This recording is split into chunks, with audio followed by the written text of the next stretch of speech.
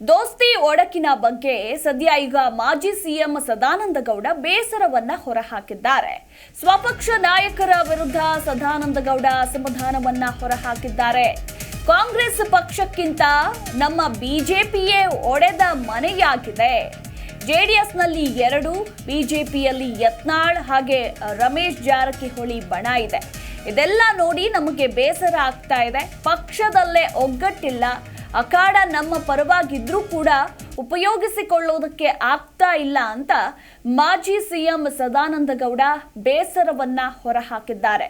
ಸ್ವಪಕ್ಷ ನಾಯಕರ ವಿರುದ್ಧವೇ ಅಸಮಾಧಾನವನ್ನ ಹೊರಹಾಕಿದ ಸದಾನಂದ ಗೌಡ. ಟೋಟಲಿ ಅನಿಸುವಂಥದ್ದು, ಕರ್ನಾಟಕದಲ್ಲಿ ವಿರೋಧ ಪಕ್ಷಗಳ ಸ್ಟಾರ್ ಚೆನ್ನಾಗಿಲ್ಲ ಅಂತ ನನಗೆ ಅನಿಸಿದೆ.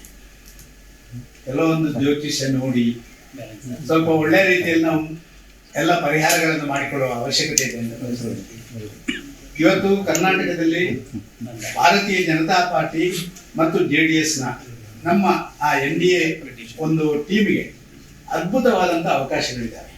ಜನ ವಿರೋಧಿಯಾಗಿ ಆಡಳಿತ ಮಾಡ್ತಾ ಇರುವಂಥ ಕಾಂಗ್ರೆಸ್ ಅನ್ನು ನಾನು ನೋಡಿದ್ದೇನೆ. ಎಲ್ಲ ಸ್ವಾರ್ಥ ರಾಜಕಾರಣಿಗಳು ಸರ್ಕಾರದ ಖಜಾನೆ ಲೂಟಿ ಹೊಡೆಯೋರು, ಕೊಳ್ಳೆ ಹೊಡೆಯೋರು, ಸರ್ಕಾರದ ಜಾಗಗಳನ್ನು ನುಂಗಿಕೊಂಡು ತಮಗೆ ತಮ್ಮ ಹೆಂಡತಿ ಸಂಬಂಧಿಕರ ಹೆಸರಲ್ಲಿ ಮಾಡುವಂಥ ಒಂದು ಅತ್ಯಂತ ನಿಕೃಷ್ಟ ರಾಜಕಾರಣ ಇವತ್ತು ಕರ್ನಾಟಕದಲ್ಲಿ ಕಾಂಗ್ರೆಸ್ನಲ್ಲಿ ನಡೀತಾ ಇರುವಂಥದ್ದನ್ನು, ಇದನ್ನು ಸದುಪಯೋಗ ಮಾಡುವಂಥ ಕೆಲಸ ಕಾರ್ಯಗಳನ್ನು ಭಾರತೀಯ ಜನತಾ ಪಾರ್ಟಿ JDS ನಾವೆಲ್ಲ ಸೇರಿ ಮಾಡಿಕೊಳ್ಬೇಕು. ಟೋಟಲಿ ಅನಿಸುವಂಥದ್ದು, ಕರ್ನಾಟಕದಲ್ಲಿ ವಿರೋಧ ಪಕ್ಷಗಳ ಸ್ಟಾರ್ ಚೆನ್ನಾಗಿಲ್ಲ ಅಂತ ನನಗೆ ಅನಿಸಿದೆ.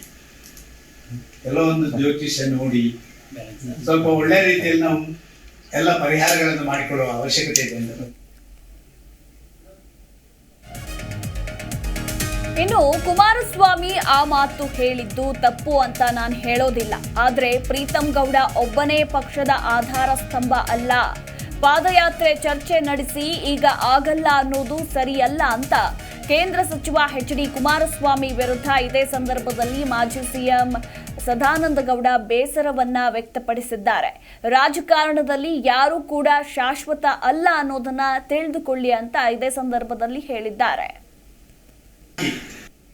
GT ದೇವೇಗೌಡರು ಅವರು ಮೈಸೂರಿನಲ್ಲಿ ಕೂತ್ಕೊಂಡು ಮಾಡಿದಂಥ ಪತ್ರಿಕಾ ಹೇಳಿಕೆ ಇರಬಹುದು, ಸುರೇಶ್ ಬಾಬುರವರು ಅವರ ಶಾಸಕಾಂಗ ಪಕ್ಷದ ನಾಯಕನಾದ ಮೇಲೆ ದೇವೇಗೌಡರು ಸದನದಿಂದ ದೂರ ಉಳಿದಂಥದ್ದು, ಅವರ ಪಕ್ಷದ ಕಾರ್ಯಕ್ರಮದಿಂದ ದೂರ ಉಳಿದದ್ದಿರ್ಬೋದು. ಇದೆಲ್ಲವೂ ಕೂಡ ನಮ್ಮ ಅಧ್ಯಕ್ಷರು ಇದರ ಬಗ್ಗೆ ಪ್ರಾರಂಭದಲ್ಲಿ ನಾವು ಪಾದಯಾತ್ರೆ ಮಾಡಬೇಕು, ಹೋರಾಟ ಮಾಡಬೇಕು ಅಂತ ಹೇಳಿ JDSನ ಜೊತೆ ಸಮಾಲೋಚನೆ ಮಾಡಿದ್ರು. ಮೊನ್ನೆ JDSನವ್ರ ಜೊತೆ ಸಮಾಲೋಚನೆಯಲ್ಲಿ ನಾನು ಕೂಡ ಭಾಗವಹಿಸಿದ್ದೆ. ಸಮನ್ವಯ ಸಮಿತಿಯಲ್ಲಿ ನಾನು ಒಬ್ಬ ಸದಸ್ಯನಾಗಿ ಇದ್ದ ಕಾರಣ ನಾನು ಅದರಲ್ಲಿ ಭಾಗವಹಿಸಿದೆ. ನಮ್ಮ ಕೋರ್ ಕಮಿಟಿಯ ಸದಸ್ಯರು ಅದರಲ್ಲಿ ಭಾಗವಹಿಸಿದರು. ಎಲ್ಲವೂ ನಿಶ್ಚಯ ಆಯಿತು. ಏಕಾಏಕಿಯಾಗಿ ಇದರಿಂದ ಹಿಂದೆ ಸರಿಯುವಂಥ ನಿಶ್ಚಯಗಳನ್ನು ಮಾಡಿದ್ದು ಕುಮಾರಸ್ವಾಮಿ ಅವರು. ಯಾಕೆ ಏನು ಅಂತ ನಾನು ಅವರ ರಾಜಕೀಯ ತೀರ್ಮಾನಗಳ ಬಗ್ಗೆ ನಾನು ವಿಶ್ಲೇಷಣೆ ಮಾಡುವುದಿಲ್ಲ. ಅವರಲ್ಲಿರುವಂಥ ನಮ್ಮ ಅಧ್ಯಕ್ಷರು ಇದರ ಬಗ್ಗೆ ಪ್ರಾರಂಭದಲ್ಲಿ ನಾವು ಪಾದಯಾತ್ರೆ ಮಾಡಬೇಕು, ಹೋರಾಟ.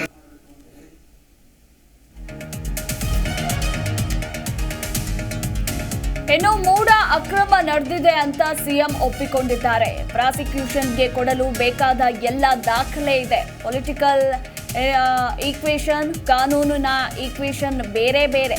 ಪೊಲಿಟಿಕಲ್ ಆಗಿ ಯಾರು ಬೇಕಾದರೂ ಆರೋಪ ಮಾಡಬಹುದು, ಆದರೆ ಕಾನೂನಿನ ವಿಶ್ಲೇಷಣೆ ಮಾಡೋದಕ್ಕೆ ಸಾಧ್ಯ ಇಲ್ಲ. ಯಾಕಂದ್ರೆ ಪೊಲಿಟಿಕಲ್ ಈಕ್ವೇಷನ್ನೇ ಬೇರೆ ಇರುತ್ತೆ, ಕಾನೂನಿನ ಈಕ್ವೇಷನ್ನೇ ಬೇರೆ ಬೇರೆ ಇರುತ್ತೆ ಅಂತ ಇದೇ ಸಂದರ್ಭದಲ್ಲಿ ಬೆಂಗಳೂರಿನಲ್ಲಿ ಮಾಜಿ ಸಿಎಂ ಸದಾನಂದ ಗೌಡ ಹೇಳಿಕೆಯನ್ನ ಕೊಟ್ಟಿದ್ದಾರೆ.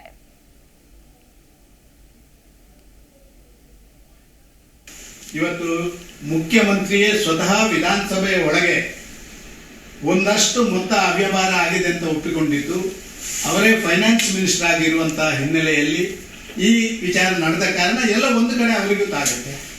ಎರಡನೇದಂತೂ ಭಾರಿ ಸ್ಪಷ್ಟ ಇದೆ. ದಾಖಲೆಗಳು ಮತ್ತೊಂದು ಈಗಾಗಲೇ ನಾವು ನೋಡಿದ್ದೇವೆ. ಆ ದಾಖಲೆಗಳು